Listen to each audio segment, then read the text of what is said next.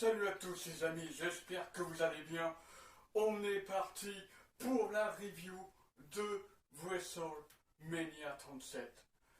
C'est parti les amis. Le show commence avec Hulk Hogan et Titus O'Neil qui nous présentent WrestleMania pour la première journée. Nous avons Bobby Lashley et Drew McIntyre qui ouvrent le show pour le titre de la WWE. Drew McIntyre et Bobby Lashley vont livrer un combat assez potable, assez propre, assez violent. Un match qui durera un peu plus de 10 minutes. À la fin du match, nous avons Drew McIntyre qui se prépare pour le Claymore Kick et au dernier moment, MVP va tout simplement distraire Drew McIntyre. Bobby Lashley va en profiter pour le contrer, son Claymore, et lui porter son Hurt Lock. Et Drew McIntyre a essayé de résister pendant plus d'une minute, mais malheureusement il s'est endormi, il s'est évanoui. Bobby Lashley conserve le titre. C'est une bonne idée en soi. Tout le monde aurait voulu que Drew McIntyre remporte le titre, mais je pense que Bobby Lashley mérite aussi son WrestleMania Moment. Bel esprit. Vraiment bel esprit. Maintenant, on va passer au deuxième match de la soirée. Le match Tag Team Tournoid Concept Match avec Carmella, Billie Kay. Nous avons également Dana Brooke et Mandy Rose. Le Riot Squad, Liv Morgan et Ruby Riott. Nous avons également du côté des femmes Lana et Naomi. Et nous avons Tamina et Natalia. Alors c'est très simple. Le match commence avec Lana et Naomi qui affrontent tout simplement Billie Kay et Carmella. C'est Naomi et Lana qui seront éliminés dès le premier tour. Ensuite nous avons le Riot Squad, Ruby Riott et Liv Morgan qui viennent, qui battent Billie Kay et Carmella. Ensuite nous avons l'équipe de Mandy Rose avec Dana Brooke. Alors, fait marquant et drôle, nous avons Mandy Rose qui malheureusement a glissé durant l'entrée parce que le show a démarré avec 40 minutes de retard et Michael Cole s'est empressé de surnommer le show WrestleMania parce que il a plu pendant 40 minutes, tout simplement. Heureusement, le ring était protégé, mais voilà, il y a une grosse tempête de 40 minutes qui a contraint le show d'être en pause, enfin d'être reporté, parce que il y a juste eu le chant l'hymne américain, ainsi que Hulk Hogan et Titus O'Neil pour introduire le show. Pour revenir à nos moutons, nous avons les Riot Squad qui vont battre l'équipe de Dana Brooke et de Mandy Rose, ce qui va nous mener à la fin à un match entre Natalia et Tamina face au Riot Squad, un match qui a eu beaucoup de suspense. Beaucoup de suspense, je ne m'attendais pas à tant de suspense, et c'est une victoire de Natalia et Tamina qui affronteront donc Nia Jax et Shayna Baszler pour le prochain match. Le troisième match de la soirée, c'est tout simplement Cesaro contre Seth Rollins. Alors, ils ont mis le feu. Durant le match, ils ont mis le feu. Nous avons des belles prises. Les deux catcheurs, ça se voyait qu'ils se connaissaient depuis des lustres. Ils sont potes dans la vraie vie en plus. Franchement, quand tu es pote avec un catcheur qui est ton partenaire, qui est ton adversaire, c'est beaucoup plus facile, tu fais beaucoup plus confiance, tu peux te permettre de te donner en spectacle. Et c'est ce qui s'est passé, notamment avec les swings, les Falcon Arrow. À un moment, tu as Rollins qui te fait un plongeon en tournant comme ça, en faisant un 360 degrés sur lui-même, en faisant il a fait un corkscrew splash comme comme ont appelé les commentateurs, ils ont appelé ça un corkscrew splash. Nous avons à la fin du match Cesaro qui porte 23 swings et le neutralizer pour la victoire.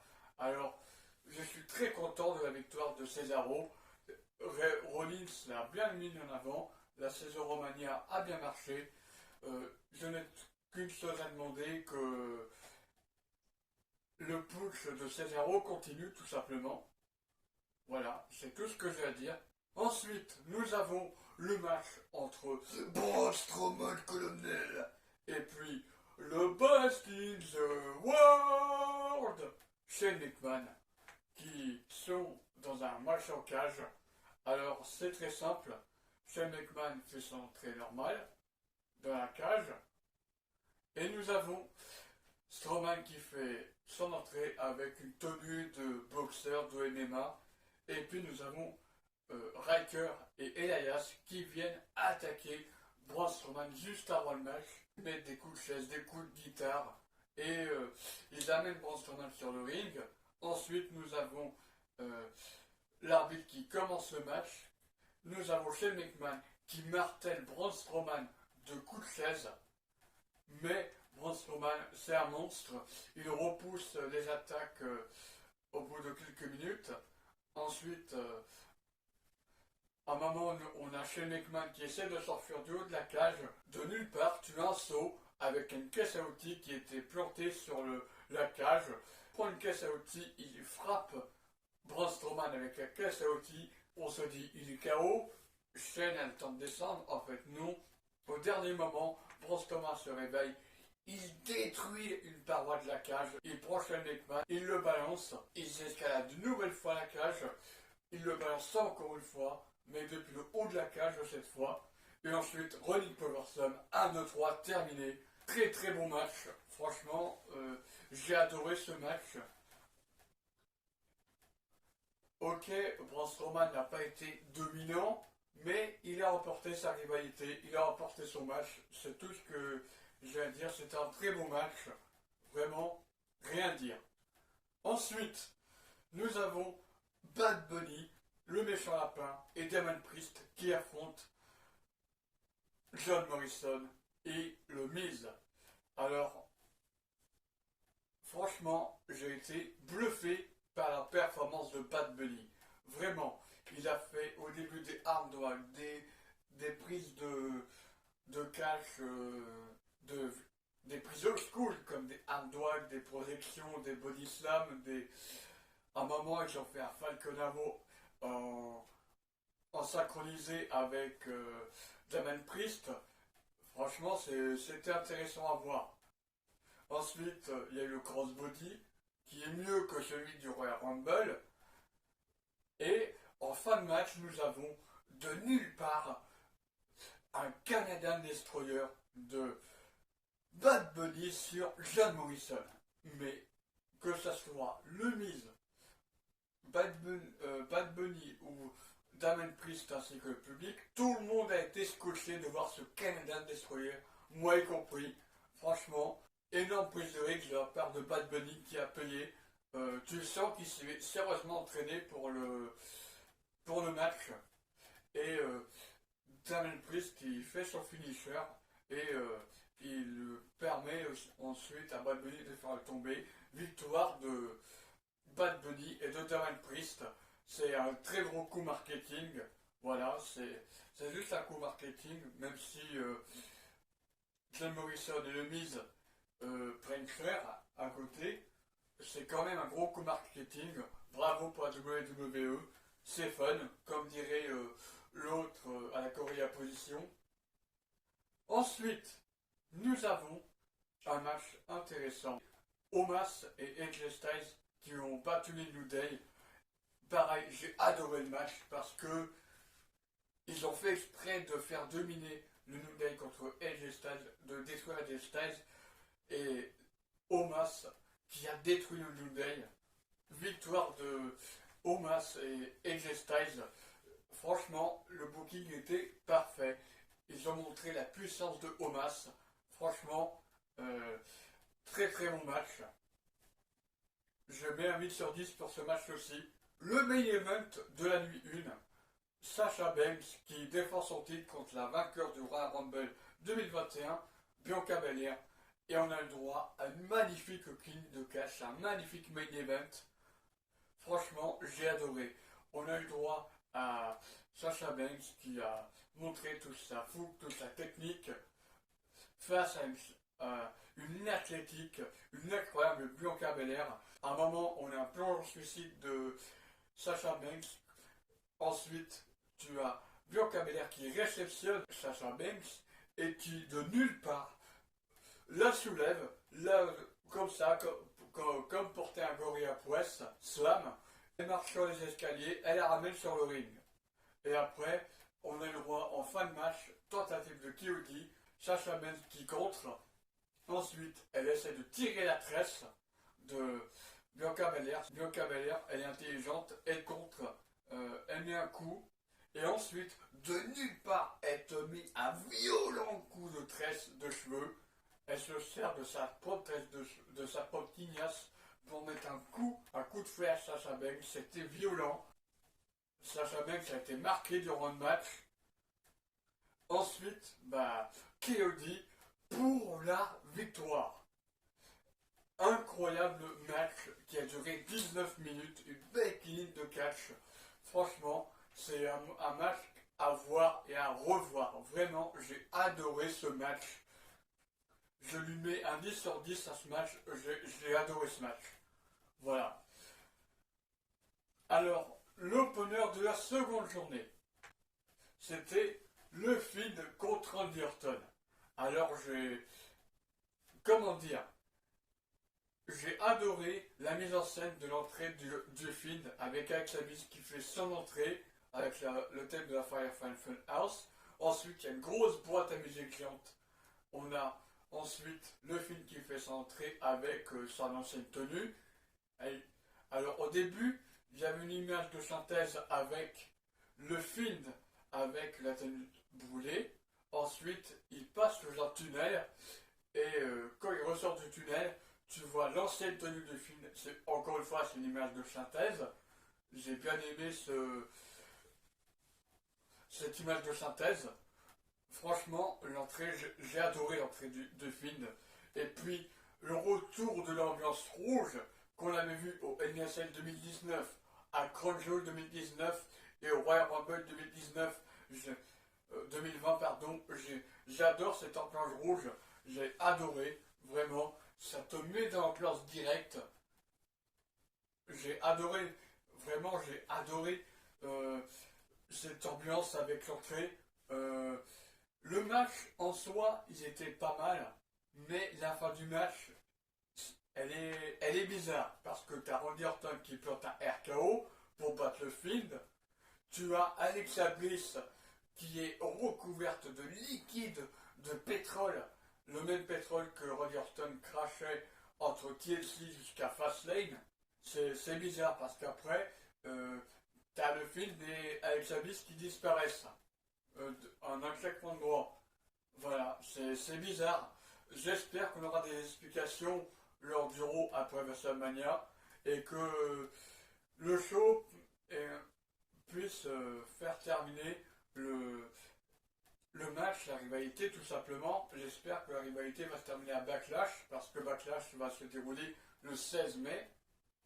Voilà, ils nous ont annoncé le pay-per-view. On a également une annonce du jeu WWE 2K22 avec des premières images. Rey Mysterio qui fait une apparition, qui fait un 619 à 0, rien de plus.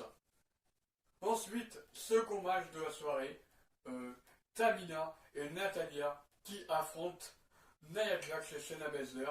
Match avec aucun suspense parce que Shayna Baszler et Nia Jax conservent les titres, mais c'est quand même un bon match. Voilà, je n'ai pas honte de le dire. Ils ont fait un très beau match. Franchement, ils ont réussi à me faire croire jusqu'au bout que Natalia et Tamina pouvaient remporter le match. Voilà, rien à dire. Très beau match.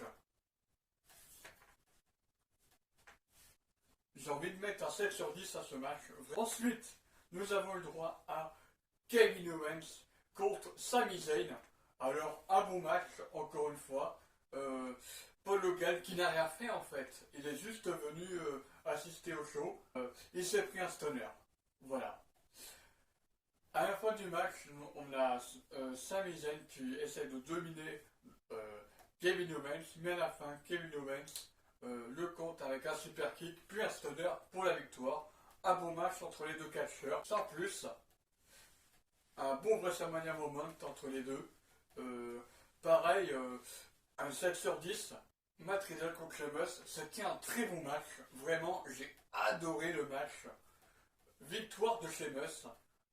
À ma plus grande surprise, je pensais que Riddle allait conserver, mais en fait non. C'est un règle de transition. C'est une sorte de récompense pour Sheamus parce qu'il a fait une belle rivalité contre Jeff Hardy. Il a fait une rivalité de dingue contre Drew McIntyre. La fin d'année de Sheamus a été dingue. De toute façon, elle était dingue. Même le début d'année, avec sa rivalité avec Drew McIntyre, c'est une façon de remercier en fait. Voilà, Sheamus remporte un MVP des États-Unis. Que demander de plus? Avec un magnifique contre moonsault contré avec un brogue kick. Malheureusement, Matt Riddle va saigner suite à ce coup, mais voilà, rien d'alarmant. C'est un bon finish. Je mets un 8 sur 10. À la base, je vais mettre un 7, mais quand tu vois le finish du match, qui est magnifique, j'ai envie de mettre un 8. Ensuite, Apollo Crews contre Biggie pour le titre intercontinental. Et c'est dans un Nigerian Drum Fight Match. Un match avec des tambours de Nigeria pour la traduction. Alors, c'était un bon match, encore une fois. Un bon match. J'en ai eu pour mon argent. Oui, j'en ai eu pour mon argent. À la fin du match, nous avons Tabakato, le catcheur qui n'a plus été vu depuis Raw Underground, l'émission de Shane McMahon. Il fait son retour en aidant Apollo Crews à battre Biggie et devenir le nouveau champion intercontinental. Biggie a été un bon champion intercontinental pour ma part. Apollo Crews mérite. Voilà, j'ai rien à dire. Il a fait un bon travail de heel. Rien à dire. Nous avons également les deux derniers matchs. Rhea Ripley contre Asuka. Alors, j'ai tourné une vidéo réaction. Vous n'êtes pas prêts pour ma vidéo réaction. Vraiment. Mais Asuka s'est fait dominer pendant une grosse partie du match. Elle a eu un petit moment d'espoir, de comeback, mais Rhea Ripley a dominé de A à Z. C'était exactement ce qu'il fallait faire. C'était le bon booking. Franchement, j'ai adoré. 9 sur 10. Voilà. Je me mouille 9 sur 10 parce que je suis un grand fan de Rhea Ripley. Elle le mérite. Elle s'est fait couper l'arche-pied à cause de Charlotte Flair l'an dernier. Et là, elle le mérite. Elle est au main roster. C'est mérité. 9 sur 10. Le main event de WrestleMania. Edge contre Daniel Bryan contre Roman Reigns.